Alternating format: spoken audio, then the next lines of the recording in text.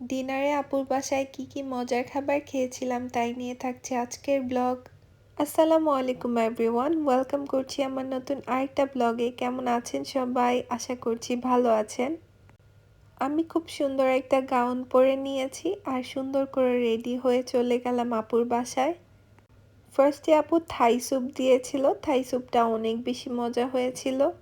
তারপর আপু chicken fry করেছে, ফ্রাইড রাইস করেছে, এর সাথে চাইনিজ ভেজিটেবল করেছে, ফিশ বারবিকিউ করেছে। আর প্রতিটা খাবারই এত বেশি টেস্টি হয়েছিল। আমি আমেরিকা আসার পর আপু অনেকবারই দাওয়াত ট্রাই করেছে, তবে একবারও দাওয়াত খাওয়ার সুযোগ হয়নি আপুর বাসায়। এইবারও আমার ঠান্ডা লেগে গিয়েছে, আমি যেতে চাইনি, তবে আপু খুব জোর করছিল।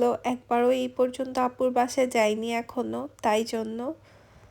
আপু বলল, তুমি যেহেতু নতুন বউ, তোমার জন্য আমি ফিশ বারবিকিউ করেছি, ফিশটা তুমি নিজ হাতে কাটবে আমাদের জন্য।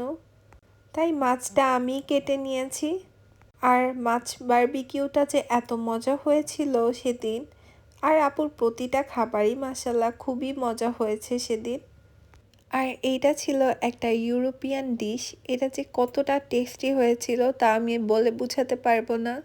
এই ডিশটা কিন্তু ভাইয়া বানিয়েছিল, এটা আপু বানায়নি। আর ভাইয়ার হাতের এই ডিশটা মাশাআল্লাহ অনেক মজা হয়েছিল। আর আপু গাছ খুবই পছন্দ করে, তাই আপু অনেক অনেক ইনডোর প্ল্যান্ট লাগিয়েছিল ঘরে।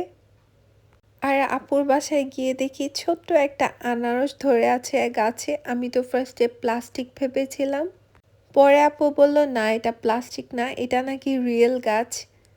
আর ছিল অনেক ফ্লাওয়ার।